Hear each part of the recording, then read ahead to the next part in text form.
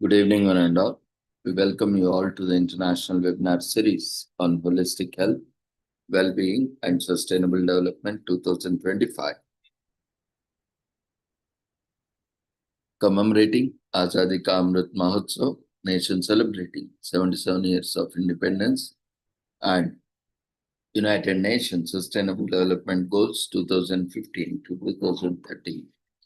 As part of awareness and campaigns in collaboration with Sri Holistic Health Foundation India and Sri Research Institute Center for Art, Sciences and Wellbeing, also commemorating Viksit Bharat at 2047. Before we start our sessions, let's take the blessings of Almighty.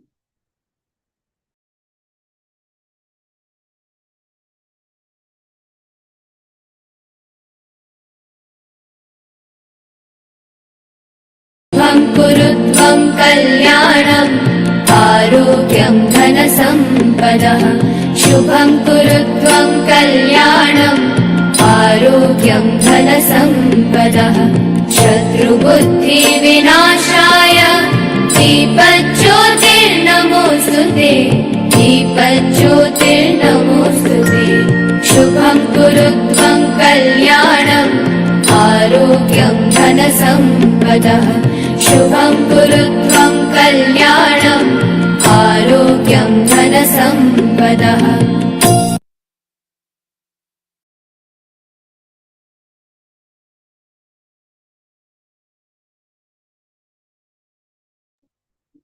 So, with the blessings of Almighty, we shall continue with today's sessions. Today,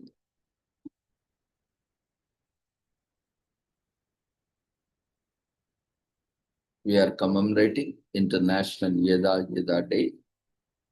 Yeda Yeda Day or International Yeda Yeda Yeda Day is celebrated on July 23rd. The phrase, which means so on and so forth or blah blah blah, was popularized by an episode of popular American sitcom Seinfeld.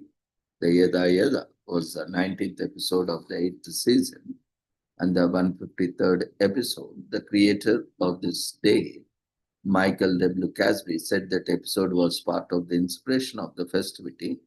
Seinfeld was a revolutionary show at that time, as sitcoms in the style starring a group of friends instead of family were unheard of, and it remains popular this day because of its unique focus on mundanity and characters that don't grow or improve, sticking to a no hugging, no learning rule.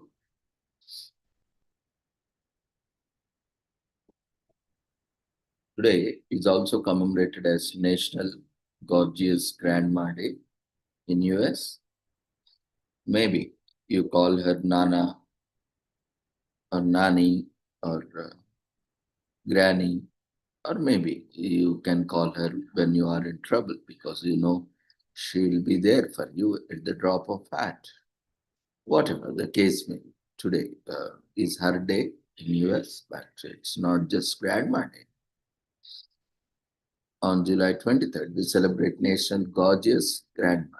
So that's a day to tell, oh, Granny, just how stunning she really is. She looks fly for an 80-year-old, you have to admit. We bet all the grandpas are dying to get with her.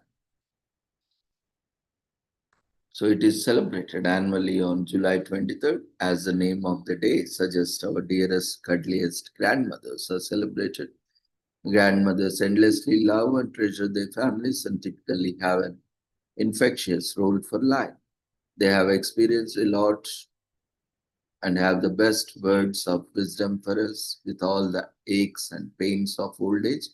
Most grandmothers have positive attitudes and amazing energy, which radiates into our lives, and the day aims to celebrate women over the age of 50 and encourages them to defy society's standards and live it up a bit. So we love these grandmothers who are gorgeous, uh, very lovable, and whatnot. But most of the time, we see them in a stereotypical old-fashioned way. Grandmothers are expected to be calm, collected, have an outdated lifestyle and spend their days baking and knitting. That traditional outlook, in general, it may not be always true, but society's narrow perception that women should dress up, wear bright colors, and go on dates after the age of 50 is primitive. Then, and again, it depends on culture to culture. Some culture where, like US and all, where there is no such rich culture, they are not, they are more materialistic rather than family oriented, where you can see a lot of these kind of things that for everything they have a day, and you need an occasion for everything. But in countries like India and other, there is lot of cultural difference, and especially the rich diversity enables us, to conduct our rituals the way in different way. That is the beauty of certain nations, and you should be proud of, because you won't get to see the diversity. Generally, having the same thing every time, every day, it's quite boring, quite, so you don't have much, that's why you need a day for everything, like sitting day, standing day, yarning day. You have everything, because without an occasion you did not, you cannot celebrate, and maybe you will not find a reason to celebrate. But here it is not like. I mean, that is also good because of their background. No one can create history, just like that, which doesn't exist in the very first place. But certain nations, they have very rich culture and traditions. Like Indian has very oldest civilizations, where from thousands of years people are learning from us, from our civilizations, and we all are proud of our ancient civilizations, and especially, you know the way of Sanatana Dharma, which has been prevailing, and our kind-heartedness that we have also. Earlier there was only one practice as a lifestyle, which was only Sanatana Dharma. But based on the interest, you know, uh, we have accompanied, accustomed to different cultures and traditions today. You can find each and every religion in India. That is only possible in India because of the Sanatana Dharma that embraces, like, worship your own and respect all. But no other country or no other religion you will find this. That is a greatness where you are born on this land. So you should be like, you should be imbibing those characteristics in your lifestyle. Whatever religion or whatever faith you may belong to, that doesn't matter. You are born here in this soil, right? In this environment, in this nature, in this nation. You need to have that characteristics imbibed in you. Otherwise, you are still alien to this nation. You don't belong to here. You cannot claim that I am part of this soil unless and until you have those characters of Sanatana Dharma in you. Then only you will be able to appreciate, everything. Today, we are like this because we have embraced each and everything, and we are accommodating. If we are like anyone else, what would have happened? You can imagine. No other religion or no other faith system could have stepped in, and we could have been in a religious less state. That is, no religion in the state. We could have followed in the very neutral state, like following Sanatana Dharma. That is, laws of nature, rules of nature, where everyone gets equal opportunity, no matter whether you are a human being, no matter whether you are animal your plant, everyone are equally treated, respected, worshipped. And that's a greatness. Without nature, you cannot survive. Without drinking water, can you survive? And how do we keep water safe and well maintained? Only when you can see divinity in itself. Otherwise, what you will do, you will throw all the dust. Now, what we are doing. We leave all the contaminated water into our rivers, oceans, lakes, ponds, and they get contaminated, and you don't have water to drink. You are polluting all the water resources, soil, air, everything. And again, what you need to do, you need to purify. This is the most stupidest thing and foolish thing in this world. Why in the very first place, why to destroy our own environment, pollute our own environment, and again purify it. So a lot of this all is the capitalism, because they want to make money. They want to create work, generate work. That's why this all nonsense comes into play, because we have more people, because people they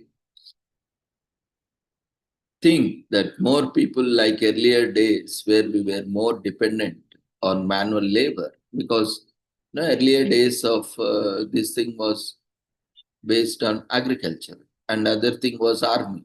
You need huge army, because there were a lot of wars that are fought between them. So you had so many children, because we need more people, because we need more hard work, less of technology and more of manual labor, right? So every family had some 10, 15 children, 20 children, going beyond. But now these practices should go away. We can see in some religions, some communities, even today also they have. But world, what about the world? What about the resources? We cannot be so irresponsible, right? But in the name of God, saying that God is giving me, I am taking, that's not correct. No, if He is giving you, then you should be with it. Why you are again blaming government, or again blaming someone else that I am not getting this, I am not getting that? Uh, See, God is giving everything for everyone, right? It doesn't mean that you are the ones who is choosing. God is also telling you to be conscious about your planet. But why you are not thinking? All the good things, whatever, it's not about, good or bad. It is you meeting your expectations, basically. If your expectations are met, then that is good, and everyone is good to you. If your expectations are not met, then automatically everyone becomes bad for you, because your expectation, the root cause of all the problems and evils, are one's expectations. It is because of my expectation that people are not up to my expectations. So, I may feel that they are bad or something like that. Similarly, vice versa goes with everyone. That is the problem. That's why, coming to me, I don't expect anything from anyone. So that is, in that way, there is no one to be blamed, right? No one to be uh, pointed out, because it is my own responsibility, as I am doing as my duty. It is my responsibility towards myself and to the world, to the nature. So I myself, I need to take care of myself. I need to take care of health and well-being of myself. I need to be in a position where I can be comfortable within my resources. I cannot say, I cannot give birth to children and say tomorrow, God has given, so God, you only give jobs, education, everything. God is not there, to, he is not a laborer there, or he is not a manager, he is not a owner there. His duty is not to, lifelong sit and work for you, right? Is that God's duty? Is there anywhere written in Bible, Quran, or anywhere, or Gita, or somewhere, that God is going to work for you like a slave? He is not meant for you, right? We are meant for him. So we should not do all the stupid things and again blame the God. So that is very much important. That's how your understand.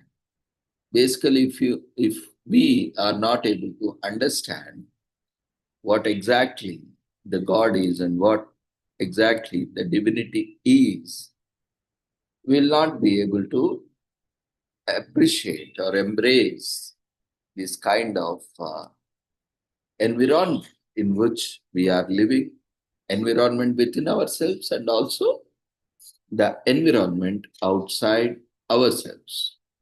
See, most of the people on this planet live just to live. That's all. That's why they have all kinds of, unrealistic expectations. They are very mean, selfish. They think of themselves. They don't think about nature. They don't think, without air you cannot survive. And how stupid humans are. They are polluting their own air with all kinds of pollutants. How stupid. Because you cannot survive with water. Humans cannot survive with water. And these stupid humans are polluting water sources. And you say, water is polluted. Now, who is responsible? All the stupidity of humans and all the blunders are committed by the humans. And because of humans, even plants and animals are suffering. Now, who is responsible for this? Now, whom to be blamed? Who has to act responsibly? Animals have natural control mechanisms, but unfortunately, I think that is lacking. That's why we need, maybe the dinosaurs has to come back and start eating humans or something. Some pandemic should come regularly, every 5 years once, to wipe out this population. Or what is that something we are looking for? Can we not have control on ourselves? Just because you take some belief system or community or religion and say, God is giving me so many children. Every person can reproduce. Lifelong, after maturity, man can reproduce. Can engage productively in reproduction lifelong. Because semen is produced lifelong. But that doesn't mean that you on a daily basis, you engage in procreation. That is not the purpose of human being, right? You are not an animal. Even animal also does not do that. Even insect also does not do that. Then why human being is engaging? Why human being is so obsessed with the, sex and other reproductive, kind of things? That is not, that is not the purpose of existence of human being. They have a different purpose. Our purpose or our existence, for that matter, is not to just reproduce, keep on reproducing ourselves, keep on duplicating, or keep on replicating ourselves and be burden on the planet, right? We are already overpopulated. We have created population beyond. And in the name of God, if we go on certain communities, unfortunately, they are going on creating increasing population. Now they are creating a huge burden on the planet, and we have limited resources. We need to understand. Land is limited. But if you go on replicating yourself, even in the name of, religion, community, belief system, that is the most stupid thing you are doing. Because you need to be conscious. God has given limited resources. Why? Otherwise, God would have given unlimited. Na? Like you are replicating, reproducing. Earth could have also grown, right? Now, instead of the present diameter, Earth could have grown to 100 diameters more, 100x more. Why did it happen? No. So that consciousness, the stupid humans are lacking. Now for stupidity, now who has to be blamed? These kind of blunders that are being committed by humans, now who has to be blamed? So we should accept, first of all, we are stupids, we are fools, we are doing blunders, then only we will realize the major problem lies there only. We are not able to accept the stupidity, the foolishness, and the blunders we are committing to ourselves. And not only ourselves, to the fellow nature, fellow beings like animals. We are destroying their ecosystems, we are destroying their habitats. And we are blaming others for our own things. That's why we are paying today. We don't have water, drinking water, naturally. We need to buy water. Every liter of water, we are buying bottled water. No, it is our karma. Why? Because we have only destroyed our own water sources, polluted, and we cannot consume it as it is. And now again we need some industry which have to purify it and give it back. Now, what kind of stupidity is, what kind of foolishness is this? Can we say we are clever human beings? Is this the cleverness? Is this the intelligence? The intelligence of polluting our fresh water sources and again creating an industry to purify it and again creating an industry to supply it at a price so that we can pay price and take it, and that too in limited quantity. We have polluted unlimited water source which was available in the nature for free. Now what do we call this entire process? Can we call this as an intelligent process, or can we call this as a stupid or foolish blunder that we have created? Now who is paying for this? This is what capitalism does. They create scarcity. They start, nowadays things are, the ugly side of human being is like this. They first start destroying, contaminating, polluting, and they create a demand which is available free in nature, and they charge for it, and they create infrastructure, and you will be taxed for it. Tax means not that kind of taxing that is done by the governments. Anyway, that is also a kind of price you are paying, and at the same time for the commodity, for the product or services you are going to pay. You are paying now, right? For air also we are paying, because over period of time, we are paying for oxygen, right? Why? Plenty of atmosphere, but we are polluting every day. We don't use public transport system, right? Are we using? How many of you are using public transport system? Or how many of you are using bicycles, right? There is no electricity energy required. Only energy is mechanical energy or kinetic energy. You need to just pedal your cycle so that you can drive for shorter distances, or use public system. Instead of 100 people or say 40 people taking 40 vehicles on the road, you can take bus. So 40 people in one vehicle. So lot of energy conservation. So population control and pollution control and traffic control. But how many are so conscious? Everyone are so selfish. They want their own bike. That's fine, bike to a certain extent.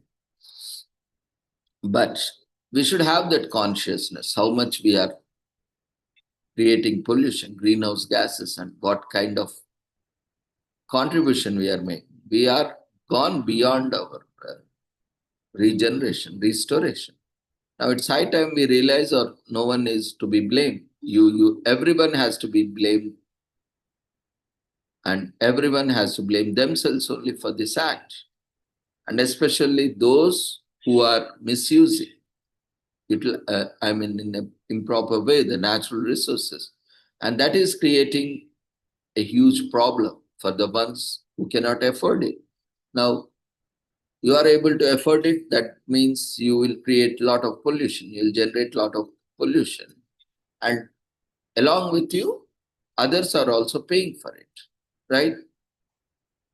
The poor people who are not able to afford daily food, they are also paying. Their health is getting affected. They have every right, as you have right, they also have equal right to live, equal right to clean environment. But because you are polluting and they have to pay, you are buying because for you it is affordable. But for them, they cannot even buy their daily food. And how they will pay for air, water, and all those things? Think about it. You cannot be so selfish and expect the world, entire world or nature environment to be compassionate to you. That is not possible. Unless and until you are human, you are compassionate to the nature. Don't expect the same thing from others. Karma will not live. Karma is nothing but our good and bad things. If you are doing bad things, then definitely bad things only will come. If you are doing good things, definitely good things and bad things will come. Don't think that, I am doing only good things and I will only get good things. No, that is not the way of life, because you will get bad things also. That doesn't mean you have to stop doing good things. That means you need to focus on good things, and good and bad are part and parcel of life. And you need to continue. You need to develop the resilience of overcoming the bad things and continue doing more of good things. In that way only we can prosper. So no one, because it's life, no one can escape, and we need to experience life as it is. Even the world's richest person on the world, or you take the billionaires of the trillionaires of the world who belong to top 1 to 10% of the population, they also have a lot of problems. Take the top riches, you can do a study, you can find a lot of presentations, or we can give you opportunity. You do case studies, and present here, we will give you opportunity. We are inviting you. You just take the world's richest persons and just study about them, whether they are really happy, whether they are, embracing their life to the fullest because they have the massive wealth with them, or do they have any problems or not. You can study them. See, the more massive wealth you have, the more the problems will. Right? Similarly, don't think that is easy. They are laughing, they are happy, they are smiling outside. But you don't know what is happening inside behind the closed doors. How much they are suffering, how much they are paying for it. That massive wealth creates a lot of disinterest in engagement, productive engagement, especially with their families, children, what they will do. We think of so many positive things. What they will think: if you have massive wealth, what you will do? You will not get up early because you need not do anything. So all the bad things come. First thing is gone. Your food, timing, discipline is gone. You don't eat in time. You don't sleep in time. You don't wake up in time. That routine, the very first principle is eat in time, sleep in time, and have proper metabolic activity for your body. These three things are gone, which is most essential. Well, no matter who you are, what you are doing, but these things are essential.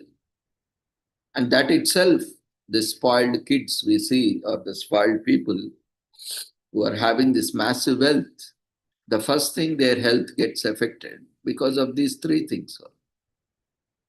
Because They need not worry. So they will spoil themselves. Their health gets deteriorated. And next thing comes irresponsibility, negligence, because they have massive wealth. So they think, they can do anything and they can get out of it also. And thanks to this corrupted judiciary system. The first thing, because why? We are not afraid of committing any mistake. We, in the sense, those who are committing, not we as such. We are law-abiding citizens. That's why we are very conscious. But many of those who are violating, they know that they can escape. That's why they are doing it. And they are doing it repeatedly. Because they know how to exploit the system. Because there are people. Most of the systems fail, not because of the system, but the people in the system. Now they know now what kind of people are in the system. Now that also plays role. Now, if people who are in that system occupy crucial positions are not with integrity, are not with commitment, dedication, sincerity towards their nation or citizens, now what they will do? And that's why people used to say we should be away from all these addictions. That's why all these drinking, meat consumption, and all these sexual activities, and all this tobacco, and all are, a source of means of addiction, bribing. What they will do generally, what people do, these are social evils, unfortunately. That's why we should be away from all this, even eating non-veg also. Because, what people do?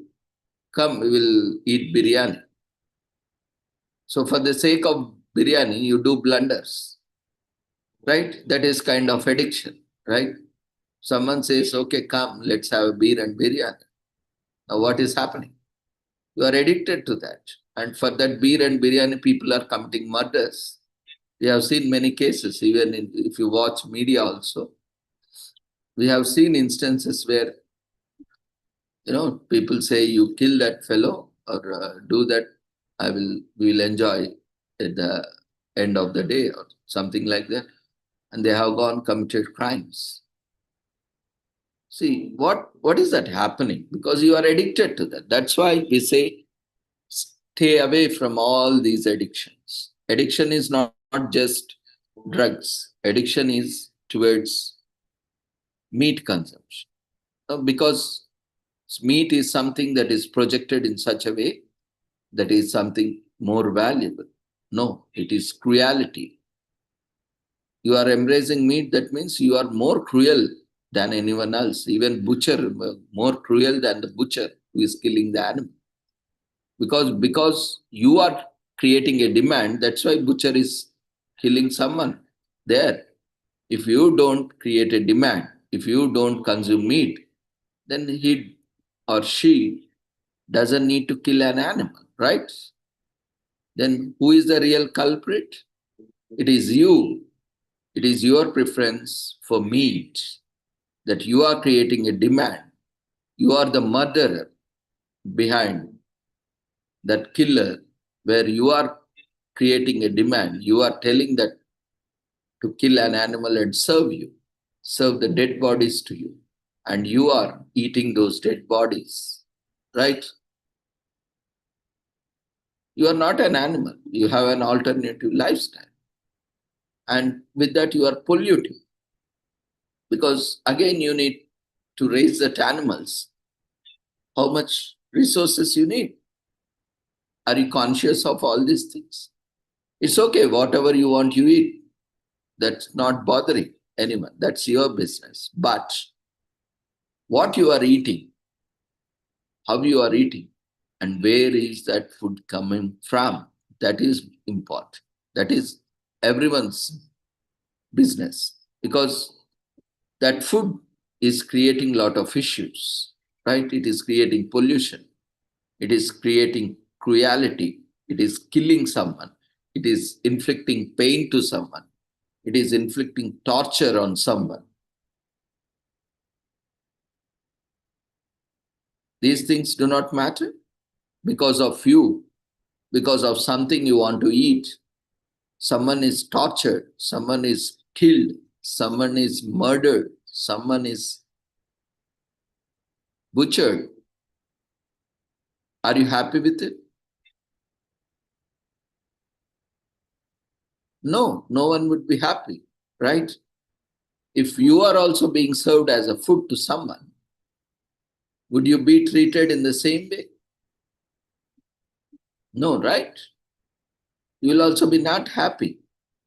At least you will say, okay, kill me at once. Why you are doing all this nonsense? And in that also, some communities have this halal method. All stupid blunder things that is happening, in the name of religion. You need to cut like this, you need to cut like this. What is stupidity? Right? First of all, killing animal is a great sin. You are torturing animal, you are killing animal. These all should be butchered like the same way the animal is butchered. Then they will know. The stupid kind of people, especially. They don't understand pain unless and until it happens to them. They will not understand it. So we all have to, wish, pray that the same things happen to them. No, that we are not that kind of people, but generally I'm telling what animal might be thinking. Is not my words, but what animal might be thinking. You also, they might be cursing us. You also go through the pain and agony and the sorrow I'm going, the grief that I'm going myself because of you. You also go through, if each and every animal that is sacrificed because of our food, remember all those cursing us, what kind of blunders, how much this sins we are committing. Just imagine how many of us are conscious. Now tell me, are you really conscious? Can you say yourself compassionate? Can you say yourself human? When you are eating meat, you have killed someone and you are eating their dead bodies, corpses. And can you yourself, you are kind? Kind to what? Not only yourself, right? You are killed someone. Or for you, someone has killed and got that and you are eating, enjoying. So all these are addictions, tobacco, even alcohol also. What is good in that? When United Nations, World Health Organization, they are spending so much on awareness, and we see alcohol addicts everywhere killing themselves, destroying themselves and others. We see a lot of drink and drive. And government, unfortunately, the most stupid thing that we people are doing, government itself manufactures and sells through prohibition and excise. They are the ones who give permission for the sake of money. What kind of stupidity is this? That's why I say human stupidity, the height of human stupidity. We create our own whirlpools and we keep suffering. And who is to be blamed? First of all, why you need to manufacture, which is not at all useful to you. It is only, these all are, alcohol, drugs, meat, these sex, and all these things are a ways and means to manipulate you so that they get their work done from you. Now in this religion also has become part. Now you convert people into your religion and create a fear. Because in Sanatana Dharma, there is no concept of fear, God fearing. You have God loving. There is nothing like God fearing, right? You love the God. God is everything. God is your family. God is your lover. God is your son. God is your daughter. In whatever form you can imagine in Sanatana Dharma. It can be a plant, it can be an animal, it can be a rock, it can be anything. In whatever form you can imagine, you can imagine. And you can worship in whatever form. You can worship river, water, because that is purest form of nature, purest form of God. But if you erect one symbol or totem and say, now what is this kind of stupidity we are creating? So many gods, whatever God it may be. We are creating a God which doesn't exist. And we are given a name, and we are created a community, a religion, a belief system. And we are spreading hatred towards other existing, pre-existing religions or belief systems. What kind of stupidity is this? Are we really intelligent people? Everyone should think. We are blindly following like a sheep, that sheep, what we call that shepherd man. I'm not able to recollect the specific word at this point. Like we all are like sheep and goats, which are being guided without any common sense. Can you call yourself intelligent? Can you call yourself as a person of common sense? I think these religions you should not follow if they are against human rights, animal rights, environmental rights. You have no right to violate them. And if any religion is promoting that, that is not a religion to be followed. You are clever, right? Forget. Religion will exist as long as last follower is there. Once that follower disappears, religion will also disappear because that is created by human beings.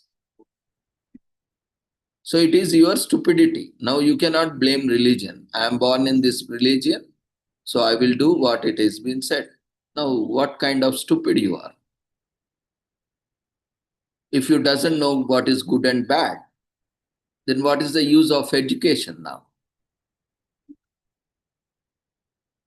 If religion or a belief system does not permit you to question, that's why you see in Sanatana Dharma, you can question everything. You can follow without understanding, you can even follow after understanding. Do you have that kind of freedom? If you question, gone. We have seen so many people killed brutally because you have questioned. Now, where is the freedom? You are talking about freedom, compassion. Now, where is the freedom where you cannot question? It's not the questioning, it is trying to learn. When you have some doubts, you ask, right? In the classroom, in the colleges, in the universities. At least sometimes immediately you cannot come with a solution, right? So what teacher would say, what professor would say, I will get back to you. You have to wait till you get an answer. So sometimes it is without understanding, we follow.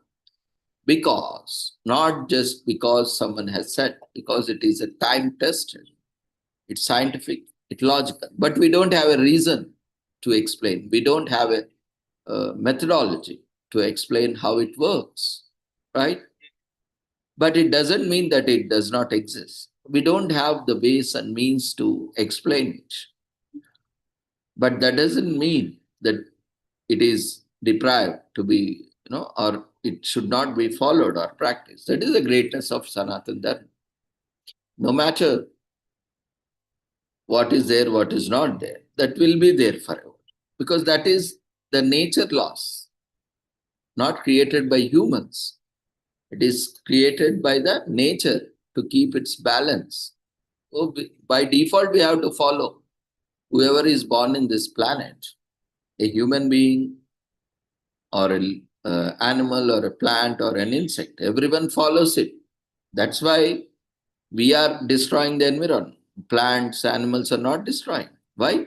Because they are still following. Even today also they will follow, tomorrow also they will follow. Because they are not stupid like humans.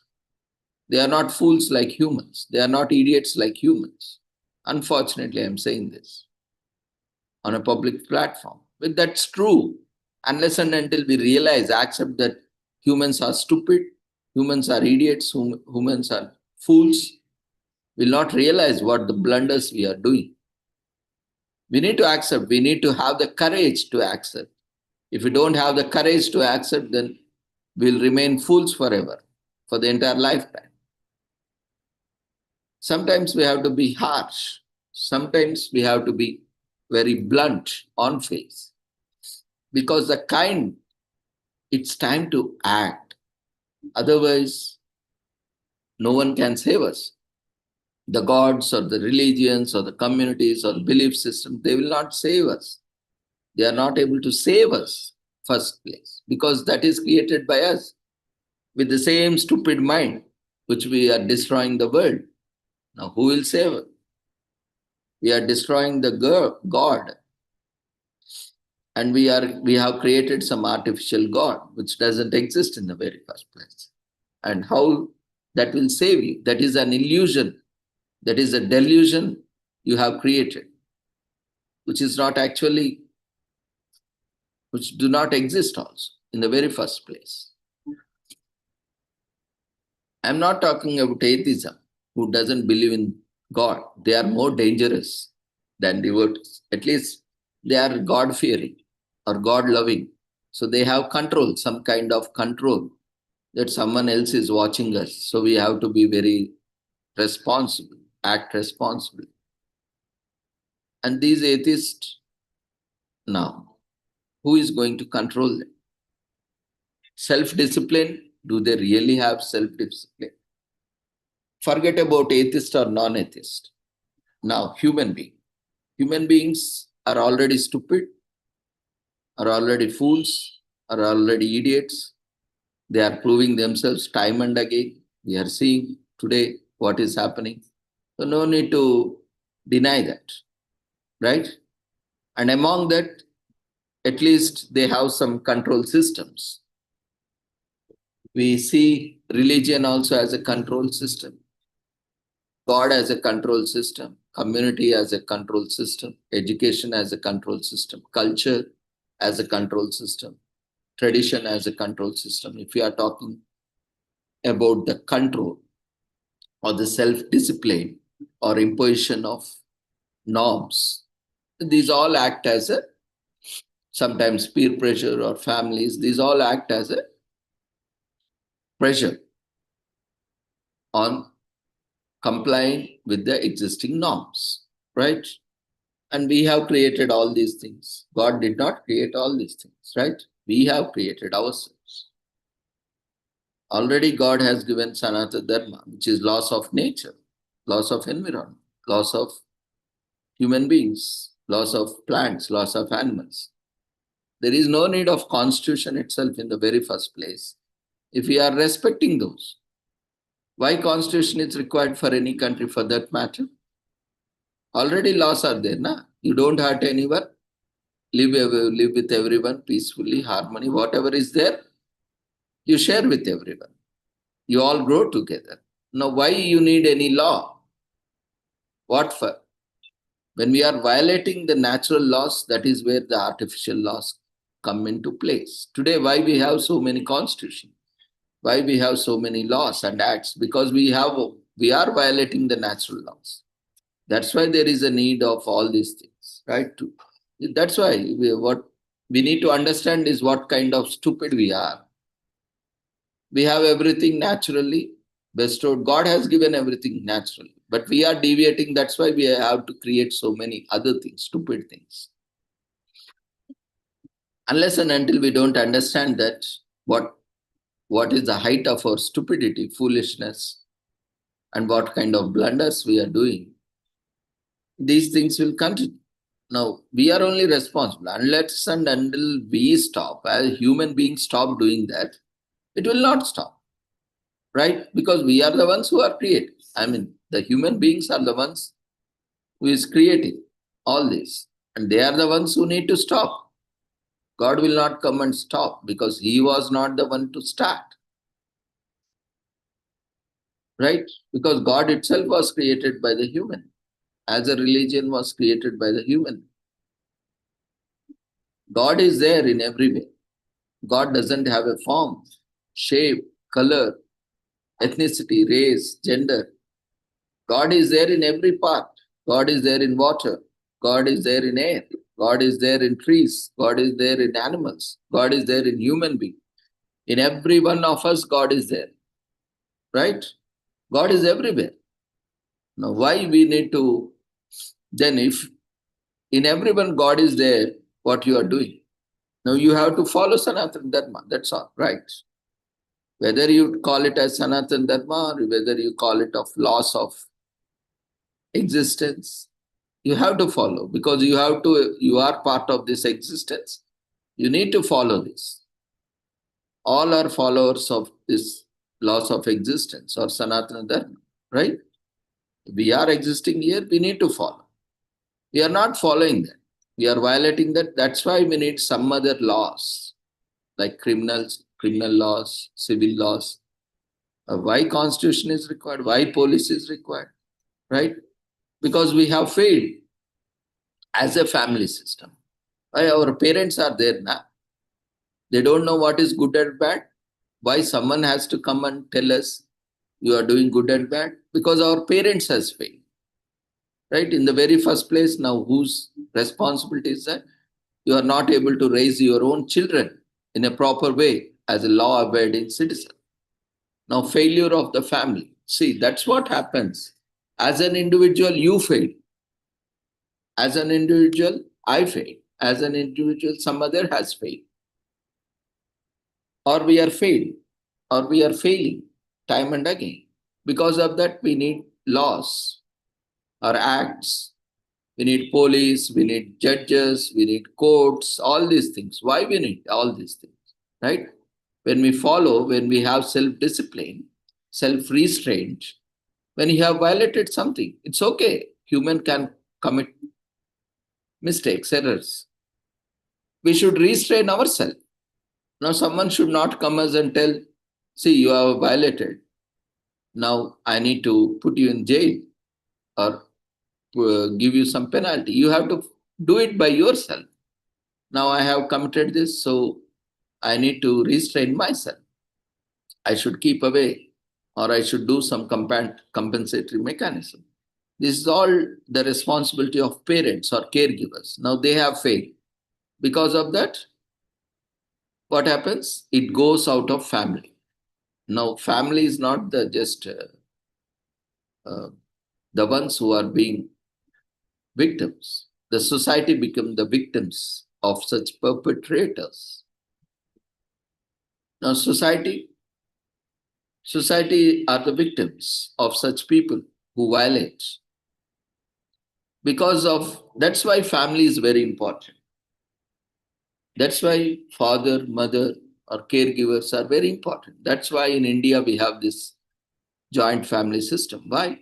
Because there are regulatory mechanisms, there are nurturing mechanisms, there are social support systems in the form of mother, father, grandmother, grandfather, both from maternal side, paternal side. We have uncles, aunts, and we have cousins, we have nephews. So much very big system, where you cannot escape from that system by doing something wrong because they are there in the very first place, not to deviate from the laws or nature, because they are the role models and they themselves are guiding you. They themselves are learning and you are also learning. We have different kinds of learning experience, or we have different kind of people based on how they learn. Some people learn by listening. They listen or they hear something, and from that they gain the information. That information is transformed into knowledge and then into wisdom, and they do not repeat such mistakes in their personal life or whatever they are doing. So those are ones who gain or who gain the wisdom indirectly by listening. So those people are very easy to correct mistakes by themselves, or when it is pointed or when it is expressed by others, if there is any thing that is happening. So Even if discourse also make them realize. And there are other people who see, not only hear, they see it and they will realize. Some people realize by just hearing or listening. Some people, they need some additional modalities, like they need to see what exactly is happening. By just listening or hearing, they will not change. They will not realize. They will not understand. Their maturity levels are different. So let's talk in terms of intellectual maturity. Now their maturity, they are a little bit more dumb.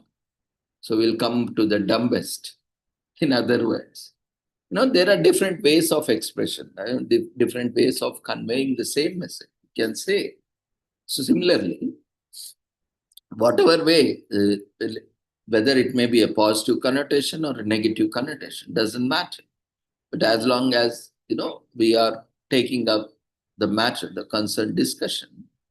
So what happens when we are not, abiding the rules and regulations, the norms that are natural, not artificially created? Now, what happens, as we have discussed already, expectation. My expectation is get to all the wealth in the world, and you create rules and laws. Now, that is not correct. Now, if your laws and acts are because or as per your whims and expectations, that is not right. First of all, you are wrong. And whatever laws or acts you are creating are against the natural laws. That is why we see human rights violation everywhere. Freedom of speech and expression. Everyone thinks that I have freedom of speech and expression. Yes, we all have. That's why God has given us voice now. Why? Because everyone has the freedom of speech and expression. But God did not say that you curse everyone, you say bad words, you use filthy words. Did God say that? It is our stupidity, it is our foolishness, our immaturity that we are talking nonsense. God has blessed us with vocal cords, voice, sweet voices, but what we are using it for? To spread hatred, to spread all this filthy language, vulgar language, or to blame someone, to hurt someone? Is that the purpose of our system? Audio, this entire system, human production system?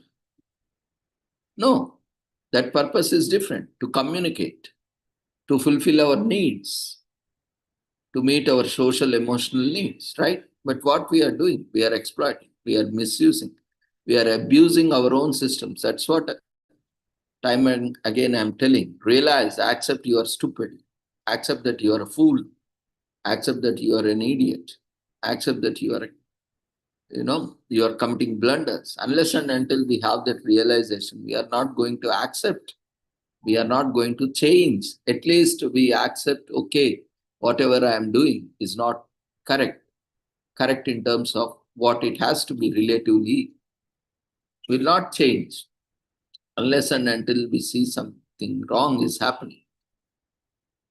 We will not change, right?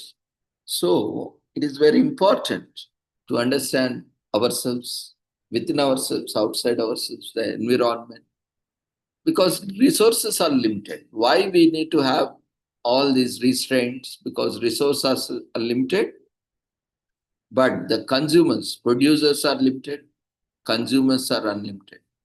Unlimited in the sense they are growing at an unlimited rate. That is also not unlimited, but it's already crossed the burden, supply. So it is creating a huge impact.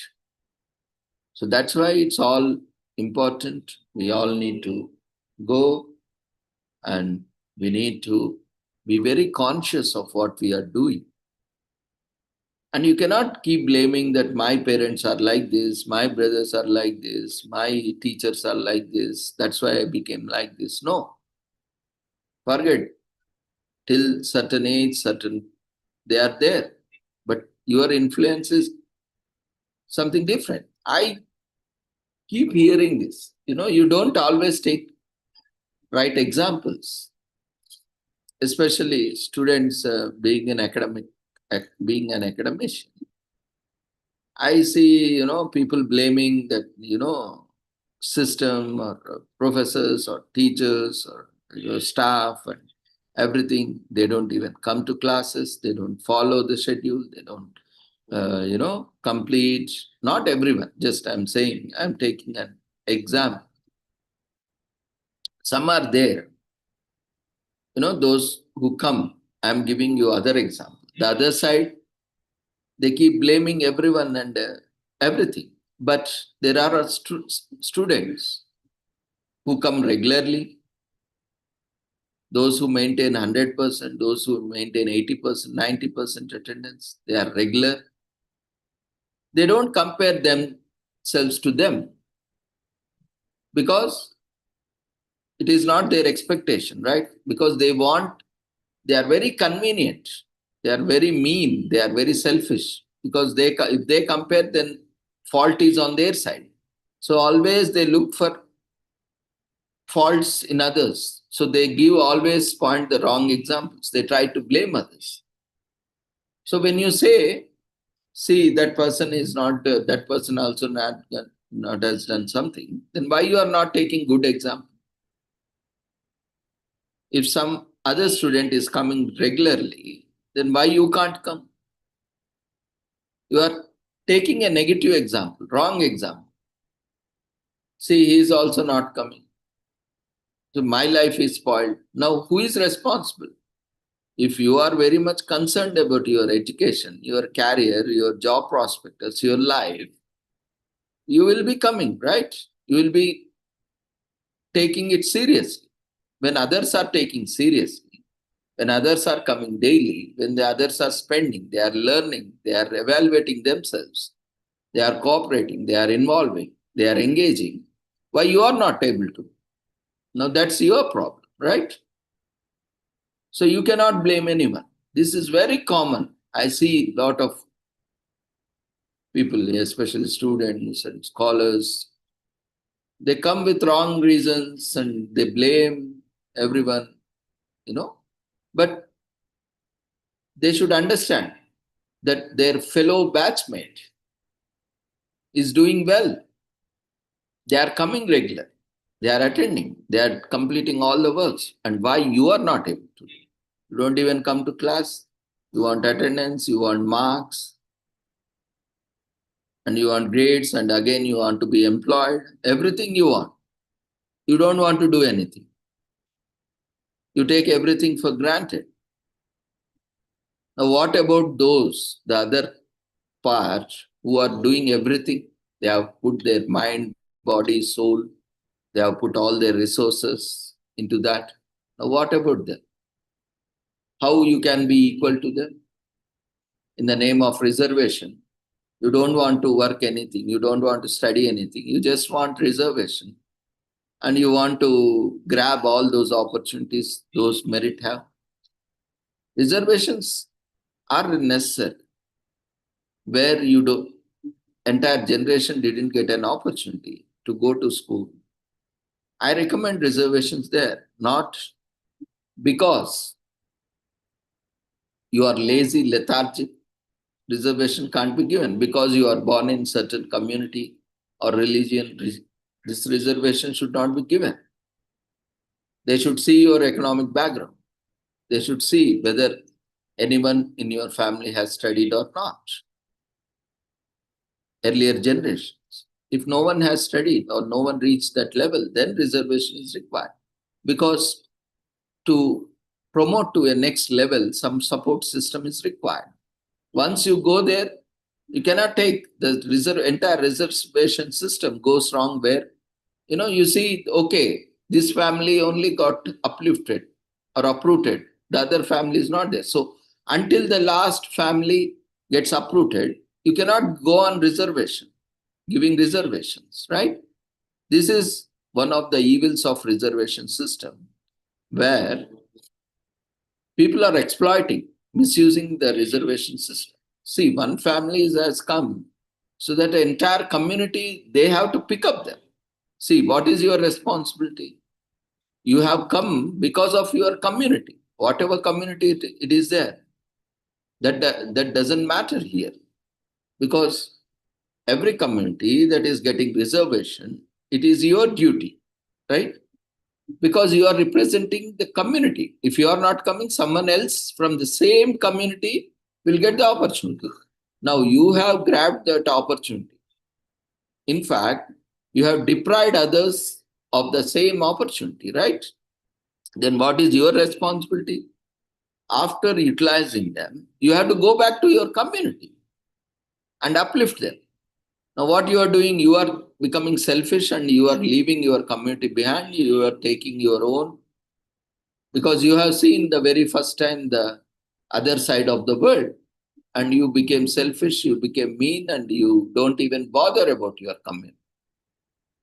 Now, what you have to do, if you have become doctor, go to your community, serve community, or be in some national service. What you are doing, going private or going abroad. Abroad, that country has not given you reservation. That country has not given you your education, your food, everything. You are going. Okay, go, no problem. That is also required. But when you are taking reservation, the first priority should be your community development from where you have come. Because that if you yourself are not bothered about your own community development, who else will come? Right? When you got an opportunity by the constitution or by the government, is it not responsibility? You should also do to your community, because because of that community, today you have that reservation. And because of that reservation, today you got a seat or you got a job. So is it not your responsibility? After availing that, after getting the benefits, you are getting education, you are getting job, employment.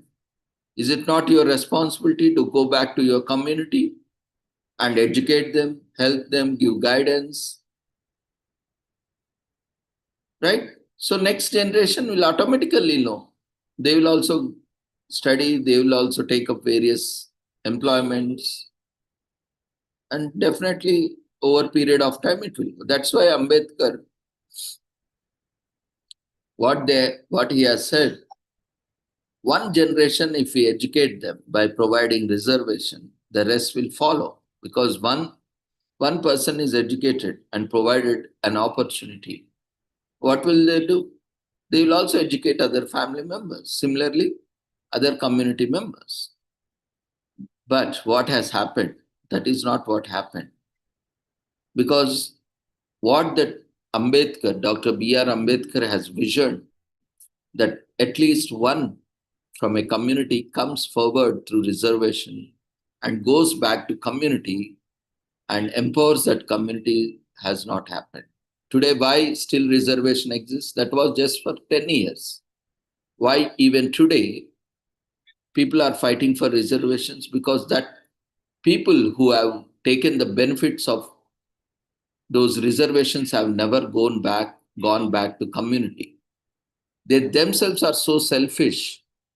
You can imagine, they themselves betrayed their own community and they have taken their own selfish ways and means.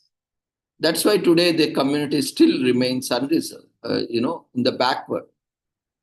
Why? When they have come, is it not their responsibility? Was not the vision of Dr. B.R. Ambedkar? Why he has given reservations? So that after it, they can go back to the community and empower community like that. 10 years means 10 generations. It is one generation as such, technically. But 10 years, that means one, like see, from taking first class to 10th class. Right? If we say, when was reservations introduced? From that year, one boy, say one boy or girl, or take at least one boy and one girl got into reservation. So he'll be joined in first class, both girl and boy. And by 10 years, what they will be doing? They will be completing 10th class.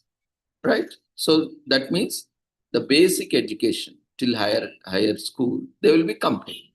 Now they are led educated, right? So that they know what is education, they know what is society.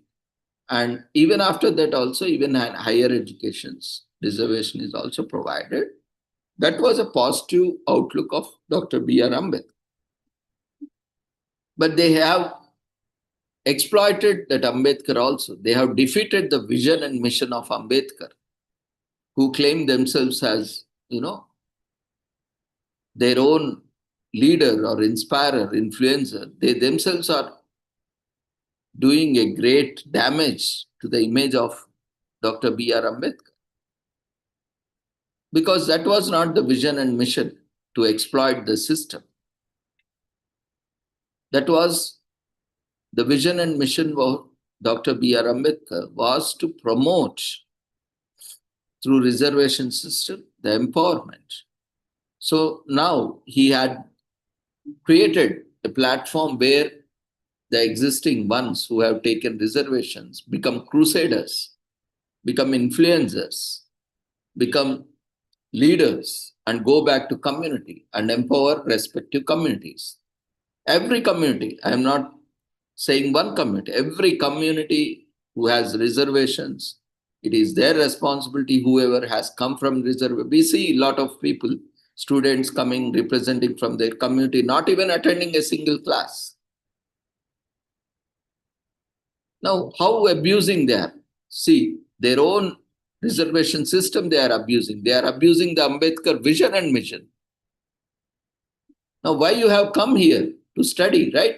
Then why you are not studying? If you don't want to study, why you have come? Why you have opted? You would have cancelled someone else from your own community. I keep telling time and again when we have discussion with students, it is you are deprived of your own community not being developed because you are misusing. You are misusing your opportunity. If you are not interested, why you have to be here? You could have not come if you are not interested, because someone else who really genuinely want to study, they are being deprived. Because we have limited resources. That's why I keep telling limited, limited, limited. Why? Because opportunity, everything is limited only in this world. Right? So when you utilize those resources, there is only few seats, because we have limited seats. It's not that unlimited. That limitation is based on the human resources, infrastructure, budget, and all various factors, right? Say, suppose community A, community B, community C, community D, 4 communities are their reservation, say, suppose up to 50%, now it is 11, say 10%, 10%, 10%, each community get 5 communities are there, 50% reservation. Now every community gets, say there are 10 seats. Now you get even for education or employment. So 2 seats for, 1 seat for each community, right? So other 50% is open category. Open category means all these categories can come, but they will not get reservation. And also those who don't fall, they will also come into this reservation gamut. They will also come. So it's an open category based on merit. There you don't need anything. If you study, irrespective of your community, religion, whatever you belong to, purely based on merit, your interest, your competency, your level of dedication or whatever it is. On that you come. Now, within that, now every community got equal opportunity, right? Now one person from community. Now it is not just you, it is your entire community. If you are not attending class, that means your entire community is being blamed because of you, because you are representing the entire community, right? If you are irregular, if you are indisciplined, if your conduct is not good, then who is going to be blamed? Not just you, your entire community, right? If you are not interested, you could have dropped. Other person could have come who is more responsible, who is more dedicated, who is more sincere, who is willing to go back to community and serve the community, to uplift the community, to empower the community. This is where the registrations in that community is failing, and reservation systems are also failing. The vision and mission of what Ambedkar has foreseen has failed to that extent that it could not realize what it has to be achieved. Because of this only. Why I'm telling is system is not wrong. Reservation system is not wrong. The people who are utilizing the system, why we are discussing all these things are systems are there for well-being only. The system is designed in such a way to make best use and to give equal opportunities for everyone. But the people in the system, now system is not living entity, right? When people are in that, it becomes a living entity because it cannot function in its own. Now, who has to be blamed? The people who are occupying those positions are to be blamed. Now, who are to blame? These stupid, foolish humans. Now, see, why I'm discussing all this is the stupidity. How you are destroying community, how you are destroying, depriving people, your own people. Now forget. Now you think there is a student, now you have taken all the reservation privileges and you are coming, you are not studying. If you don't study, what will happen? You will not gain knowledge, subject. You will not get subject. When you don't have subject, you cannot do research. You cannot get employed. Now, if you don't get employed or if you are not getting into research, you will not be able to teach. You will not be able to conduct research. So what will happen? You'll go find some job. If you fortunately, by the grace of teachers, professors, because most of the times we see these things happen.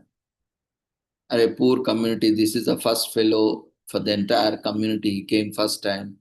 He is the one in the first generation. He is the only person who came till PG or UG. What teachers, professors think, oh, okay, leave it. We'll at least pass, give marks, grace marks. Why to fail? Or at least give good marks so that at least one from the village. We have seen so many people, coming from the entire village. He is the only one person who have come to this stage. And that too, especially in university campuses, the two campus colleges. It is like for the entire village, it is a grand festival that one student, one member of that college is going to university campus. See how a great achievement. And what they are coming to campus and after that what they are doing, what is their responsibility? They are adopting all the other kinds of things. So how responsible they should be? They should be very disciplined, they should be committed, dedicated, and they should focus on their education. Because that is also limited time, right? Whatever 2 years, 3 years, 5 years, whatever they have come, that is limited. They are not going to be lifelong. So whatever the time they have come, after that they cannot again come. You joined as a student based on the course duration. You will be there for 2 years or 3 years or 4 years, 5 years, whatever it may be. After that you have to leave. Even the security will not allow you inside without an ID card. Right? So you have very limited time there also. Why we all are discussing about this? Because limited time and limited resources. Within that only we need to do, and we need to leave resources. We need to leave infrastructure in such a way that others also, we are talking about sustainable development. What is sustainable development? What is sustainability? We should not come and utilize all the resources and go. Today, what is happening? because they don't study well, they don't get proper research, they don't do proper research, they don't get proper jobs. What? Colleges are closing down. Now they have misused, abused the system, and so that government is shutting down because there is no outcome, right? Okay, professor may give you marks, teacher may give you marks, thinking that poor fellow, this community or reservation or whatever it is, or my student or whatever it is. But industry will not give you, right? They will not make you sit and do just because you have reservation. You come, sit, I will pay you salary, you don't do any job. Will that work? Right? You are sitting, you can sit anywhere. You can be a train driver, a cab driver. And you can you say that I don't know, am I come from a reserved community. So I did not learn, I don't know this, I don't have experience. That's why I did an accident. Can you say that? Can you go on killing your lives or killing others' lives? Go on committing accidents or loss of property and life? Is that a reason? You have been admitted to school to learn. You have given opportunity. You have given food, boarding, lodging. You have given library. You have given opportunities to attend seminars, conferences, everything. Now, what is your responsibility? How far you have utilized the resources for a better, good thing?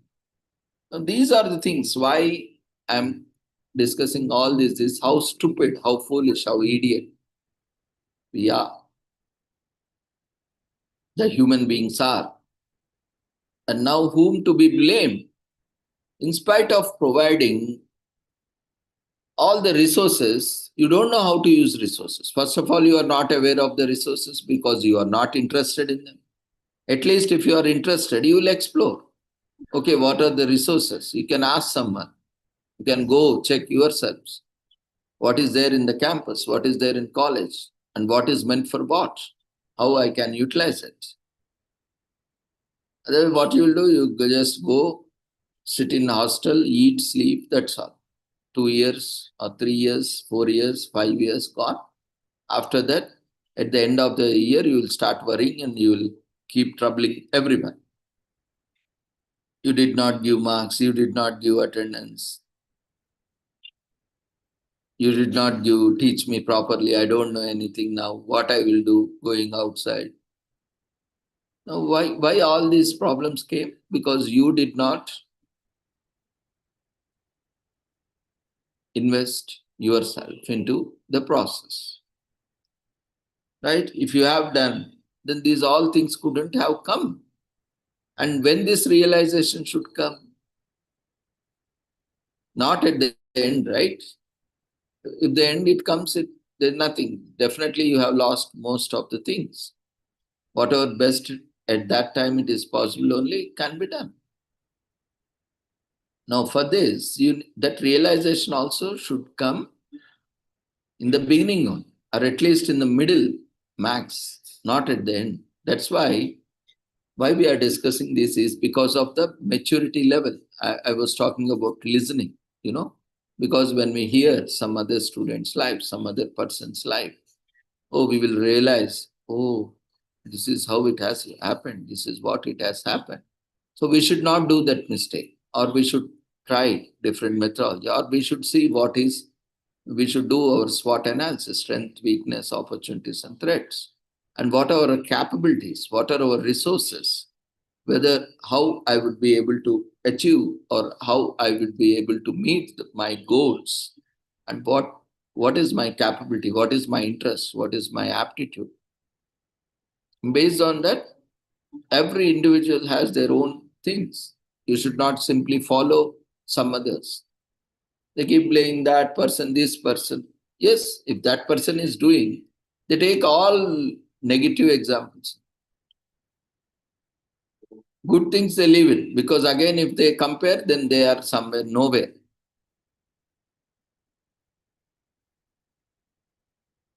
All exploitative, abusive kind of people. Now you tell me, if you are in that place, do you think these people will do something good to the society? They will not do. Even if you give job as a collector or a police officer or a doctor or a judge, do you think these people who have exploited, who have abused the reservation system or whatever in the school, college itself, will they do something good for the society? You tell me. I am not blaming any community or reservation system because system is perfect. But the people in the society, we are talking about the human beings. Now they are not loyal, they are not disciplined, they are committed. Now who has to be blamed? Now why we have all these problems in the society community? Why we always blame that person, that collector doesn't work, the doctor doesn't treat properly, or that officer doesn't do work properly. Why? Because that person, it is not that system, that person doesn't work properly. You have to blame that person, not system. Right? Because from top to bottom, who are there? That persons are there, not the system. So we need to understand. Now system is there, and system, a person has to act as per the system. We have to act as per Sanatana Dharma, because that is the system. System given by the nature, system given by the environment.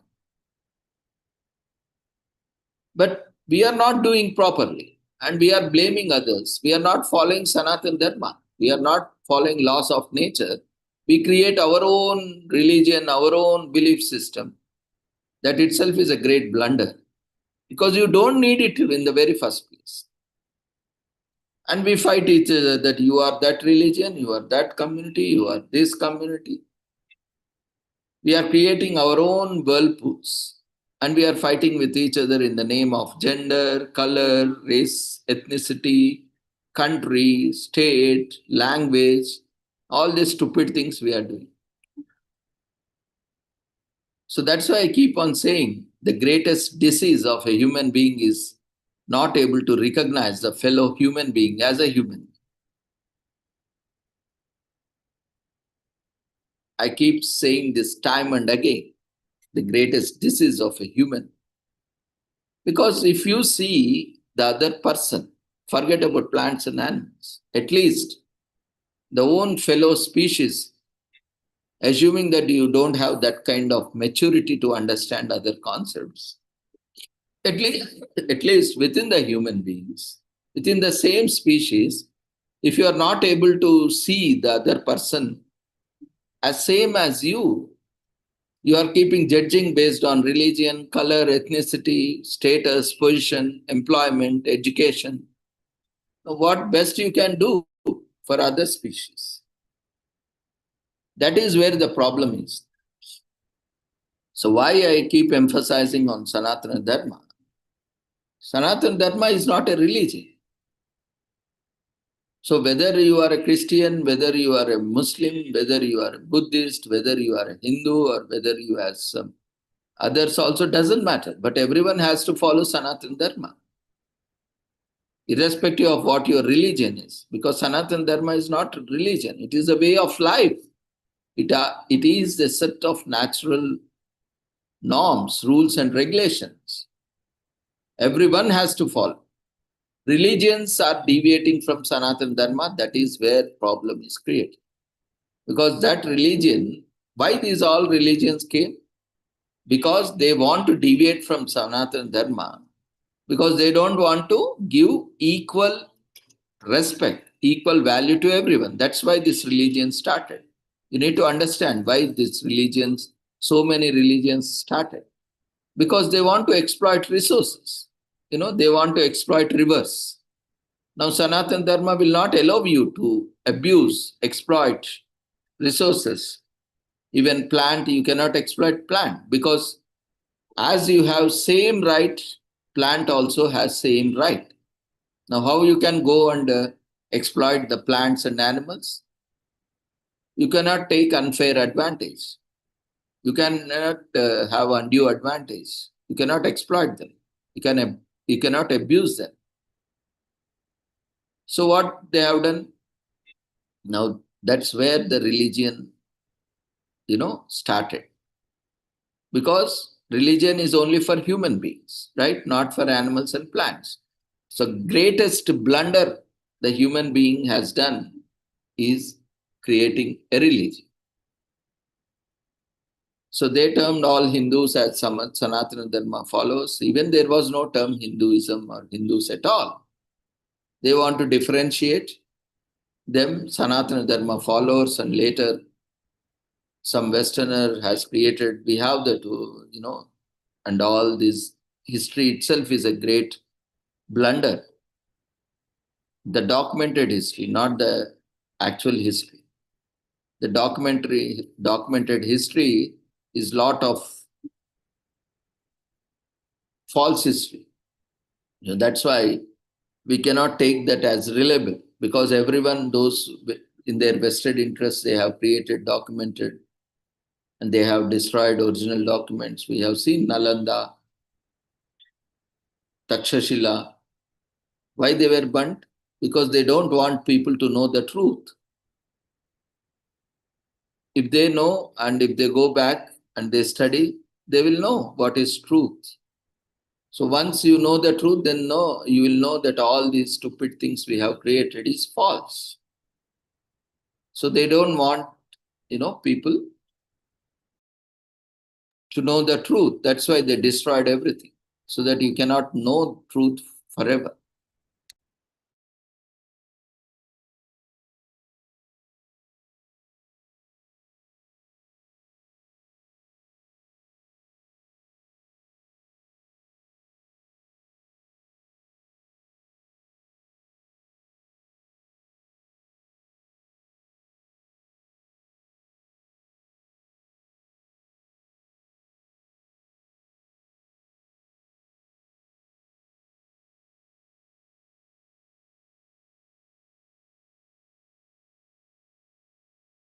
So what you study nowadays, see, that's the problem. You cannot trust any ancient scriptures today. You cannot trust Vedas, because there is a lot of misconceptions that has been created around Vedas, so that you don't go and read Vedas and gain and know the truth. Because if you know the truth, again, all these religions will collapse. All these belief systems will vanish. You will know the truth, that everyone is one. There is no God as such. God is there in everything. Then why you will go to church? Why you will go to mosque? When you realize the truth, you will not go finding God somewhere else, right? You will go back to Sanatan Dharma. But people don't want, because people want to divide people. Vested people wants to divide people, and they want to create groups like Hinduism or Islam or Buddhism, or whatever they want today. And they want to keep people divided. And they want their own set of rules and regulations. They want to spread hatred between each other. Why? Because you say, I am not same. In Sanatan Dharma, that is why we have the concept of Vasudhaivaka Kutumbaka. That means the entire world is one family. When we are one family, how we will fight with each other? We all are brothers and sisters. We all are, brothers, sisters, mothers, father, we all belong to one family, right? We cannot go against each other, because that doesn't happen. Now, modern system, because of all stupid things we have done, there is no value for relationship. There is no value for family. When father is killing daughter, daughter is killing son, and all stupid things are happening today. Why? Because of our human stupidity, the height of stupidity. So that you try to understand. That's why the importance of education. We have more educated illiterates now, more and more of it uneducated. Uneducated are far better than educated illiterates, unfortunately. Today, many people are getting degrees, but they are not getting any knowledge. they are educated illiterates, they are more dangerous. Half knowledge is more dangerous because you don't understand the truth and you think whatever you know or whatever you heard is only truth. But that is not the fact. That is not the truth. Then what is truth? The truth is what actually the nature of laws. What plants don't come and eat other plants, no other species, right? Or animals do not go and encroach into other things. They are there in their own jurisdiction. They have their own cycle, control cycle, where tiger is there. Even tiger controls most of the forest area because it consumes on other species. And similarly, there is a control mechanism where every species controls other species. That's why no animal or no insect or no plant, or for that matter, outgrows. Have you seen, except a human population, have you seen any species blowing up like human population? No, because everything has a control mechanisms. When we are violating these control mechanisms, what will happen? The destruction starts. So all these are very crucial. So why we are discussing all these things is the change has to come within us. Unless and until that doesn't come with us, we are the root cause of problem. We are the root cause of solution also. Everything should come within us. We are part of the system. System will not change until we change. So if we want system to change, we have to change first. Then system will automatically change because we are the ones who are running the system. So unless and until we change, nothing is going to change. So the change should always begin with us. People keep saying, what if one person's change? Whole world is like that. Yes, but that change should start from that person, from one person only. Then slowly, by seeing that person, by listening to that person, by experiencing that person, by undergoing that person, other persons change. Sometimes we keep telling, right?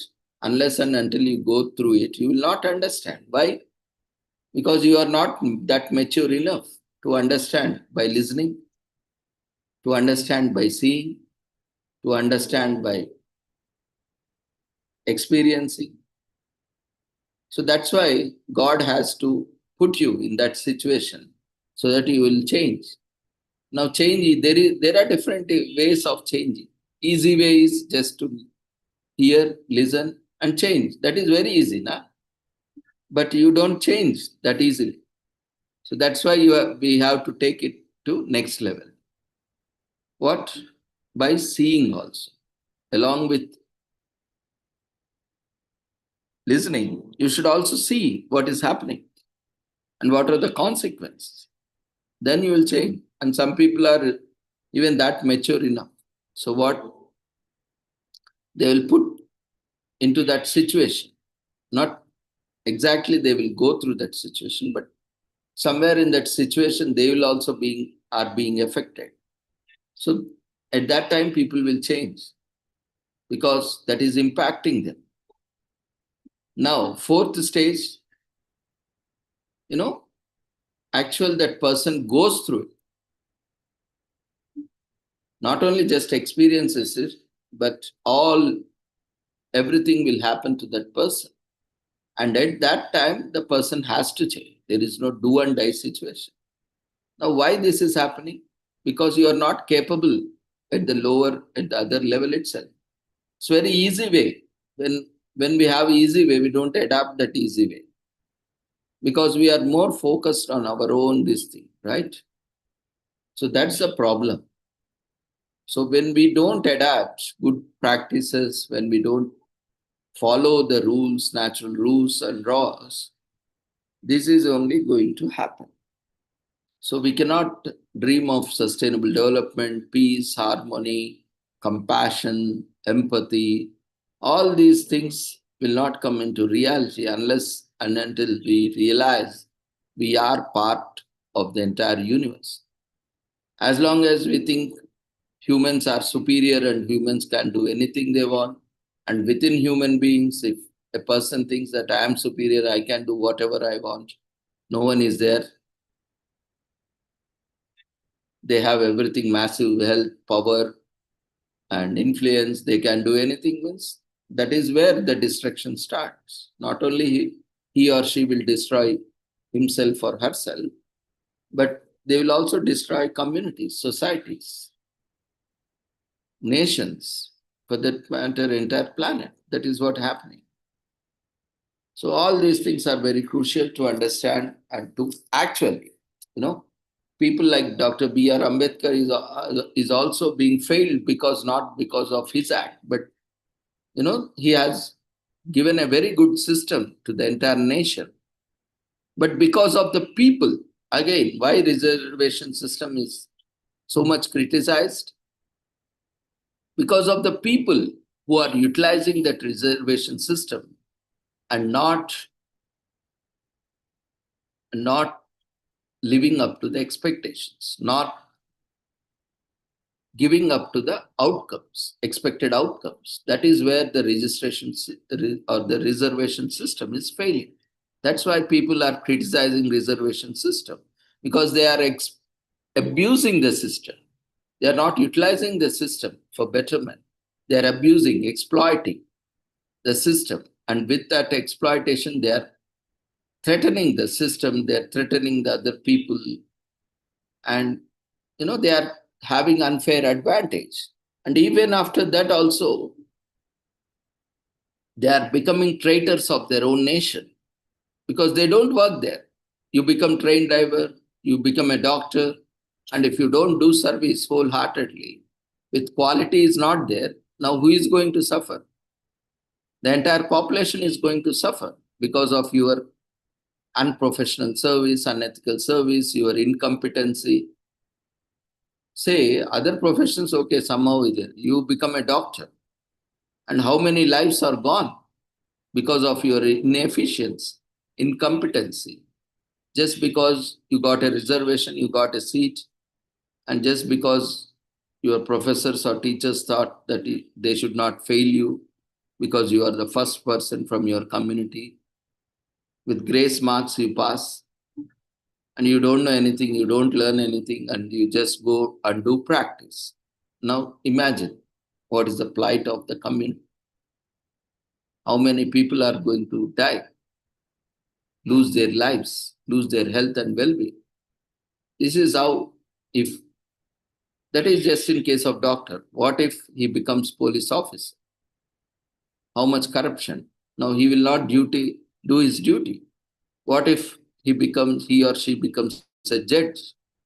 Now see, everyone will pay bribe and they will get off.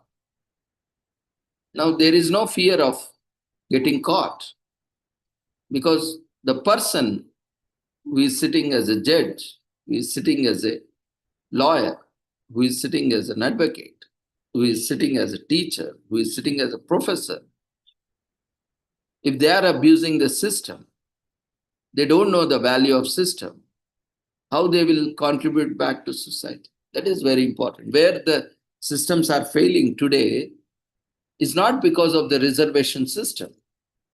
It is because of the people who abused, who exploited the reservation system.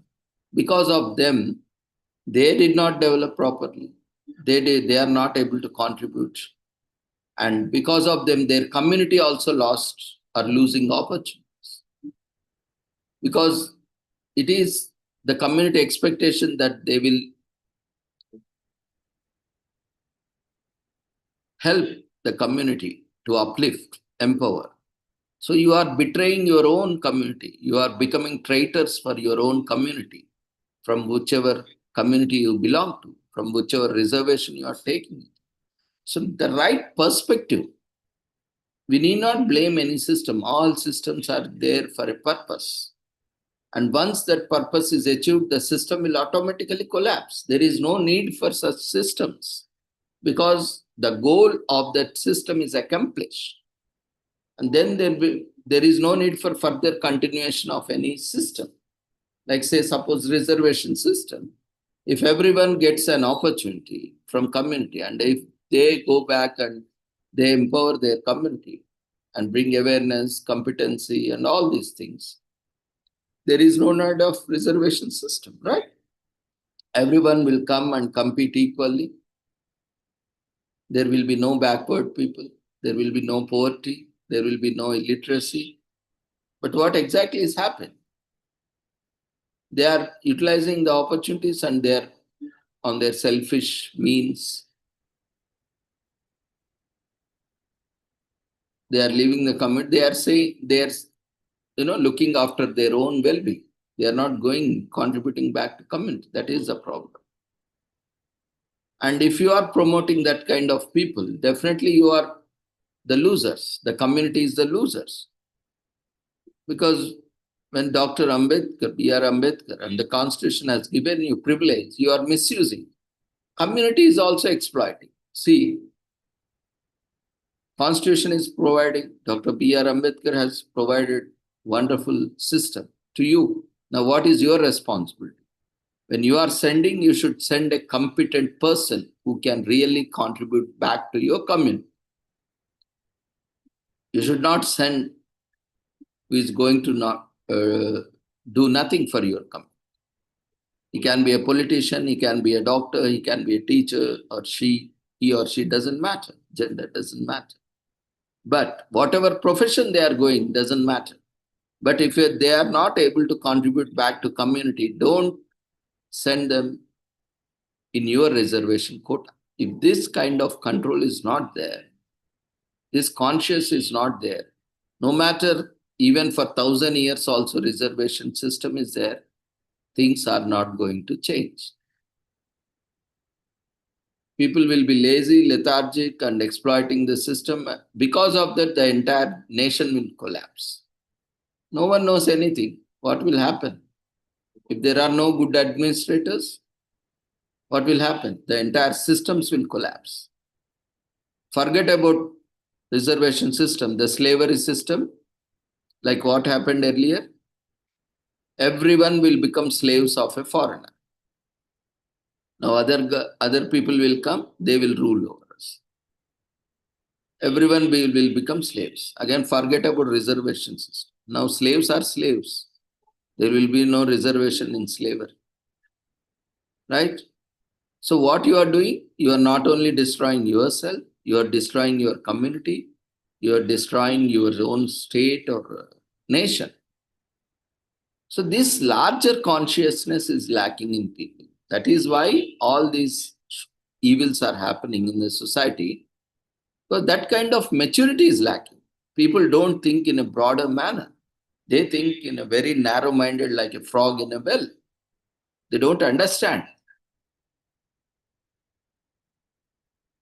Even people also, those who are taking a lead role have failed to make this consciousness in the people.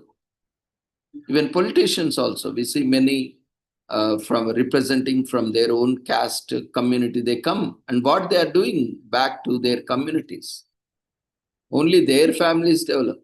And what about, even we see many, when we take real life examples, we see many politicians from that area, except that family, no other family has ever experienced any of the benefits. Why? Now tell,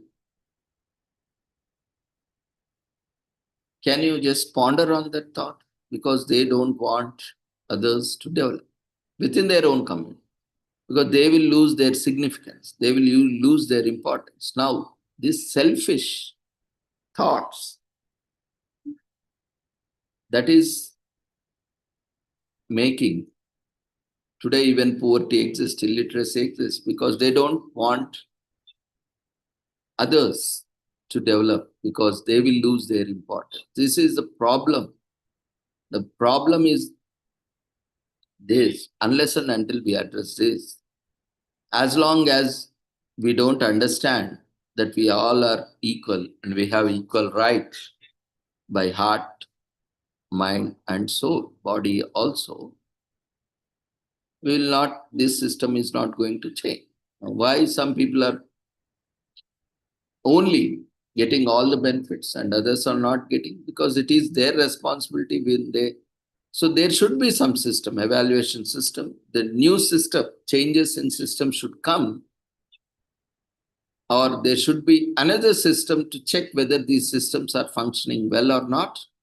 These people, especially these people in these systems, are functioning well or not. Otherwise, there should be a mechanism to remove that people from the system. Because of that people, the entire system is be collapse, or the entire system is becoming dysfunctional or non-functional. So these are various things that we need to focus on. So I think no, we have gone to the depth of what we are discussing. Basically, eliminating stereotypes and the prejudices which are existing in the society. So we'll quickly move on to other commemorations, like today is also commemorated as Hot Enough for Ya Day. In US, summer is slowly reaching its peak, and so it's everyone patience and the weather. Hot Enough for Ya Day, celebrated on July 23rd, is a way to make light of the balmy and muggy heat. Summer days and nights are usually filled with hot and humid atmospheres in extremely high temperatures. During this time, people tend to lose interest in their activities because of how overwhelming hot weather is. Many also avoid going out in fear or getting heat stroke, but all is not doom and gloom with the summer weather.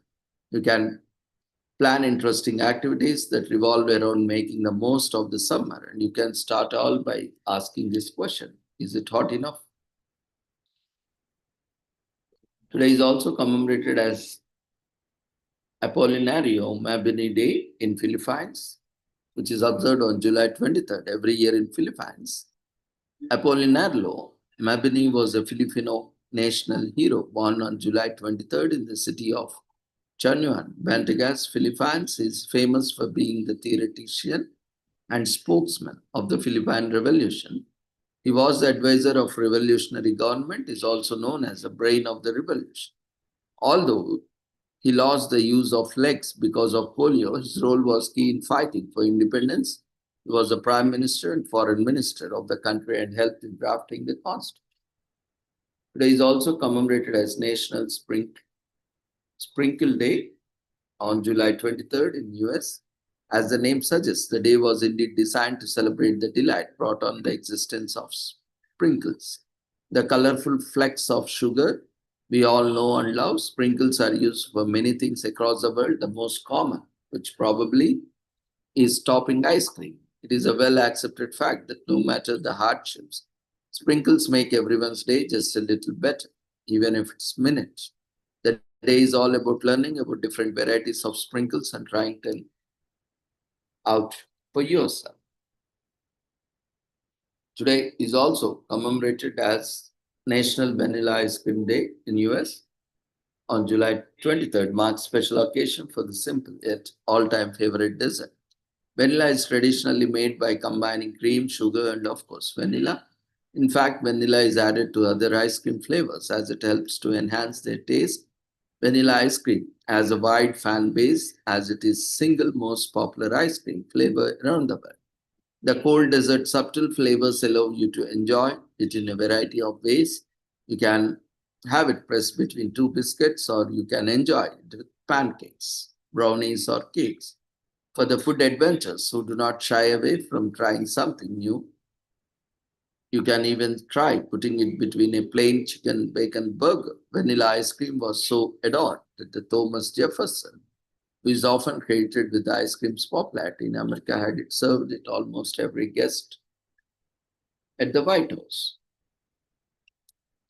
Today is also commemorated as National Women Touched by Addiction Day in US on July 23rd. One of the most significant observations that have recently begun gaining traction. National Women Touched by Addiction Day aims to raise awareness regarding the issue of women suffering from addiction. The social issue has touched many women across the United States and has recently elicited the founding of several initiatives, as well as educational and support programs. Today is also commemorated as PANAFest in Ghana on July 23rd to August 2nd every year. It is an abbreviation for the Pan African Historical Theatre Festival, which takes place every 2 years in Ghana.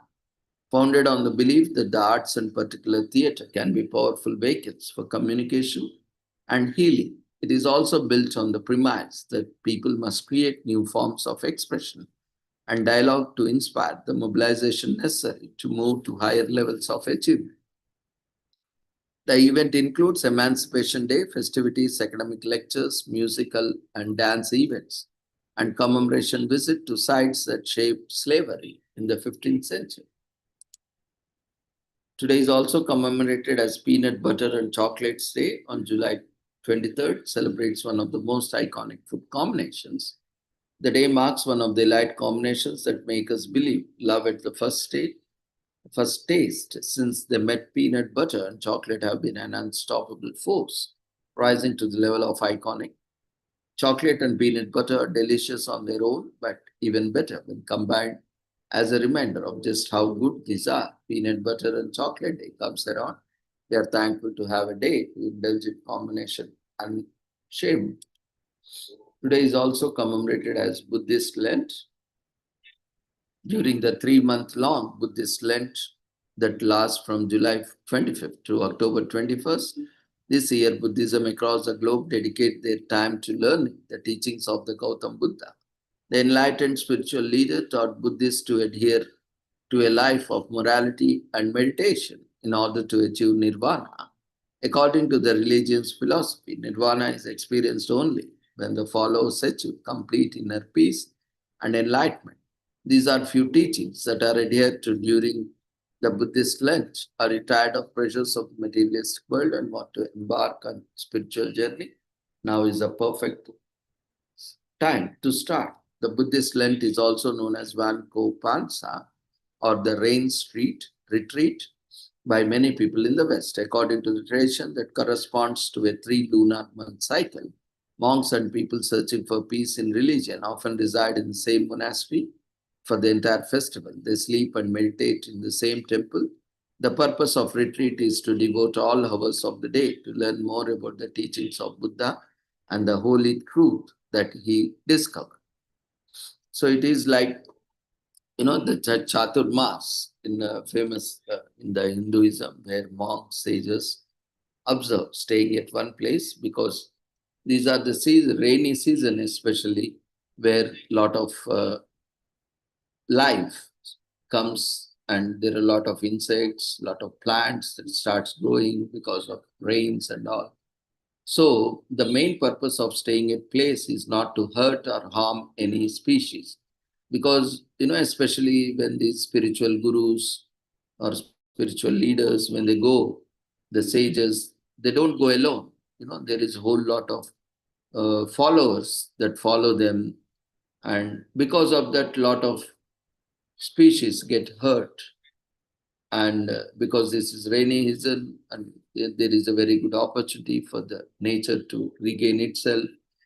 And so that's the reason also, one of the reasons, though that is not the only reason, where sages, spiritual leaders, gurus stay at one place and offer their discourses for these 4 months, or 2 months, 1 month, whatever the time that guru can accommodate himself. So maximum is 4 months, but it can range anywhere between 4 months. So this is in Buddhism. So this is a similar practice followed by Hinduism, like Chatur Masam, or Chatur means 4, Masam means months, 4 months. So today is also commemorated as World Children's Day, which is observed every year on July 23rd. On this day, Zoren's Foundation and other organizations join together to spread awareness about the disease, help people better understand the symptoms and how to treat it. And Sjögren's syndrome is an immune system disorder whose Primary symptoms include dry eyes and mouth as it attacks the cells that produce saliva and tears, as well as other parts of the body such as thyroid, kidneys, liver, lungs, and nerves. Other symptoms include joint pain, skin rashes, vaginal dryness, continuous dry cough, swollen salivary glands, poor dental health, excessive thirst, and prolonged fatting of many kinds. So with this, we shall end today's commemorations. Thank you everyone for joining us in these celebrations. We request everyone to quickly fill out the feedback form, which is being raised in the form of polls before leaving the platform. So see you all tomorrow at the same time with the same joining link.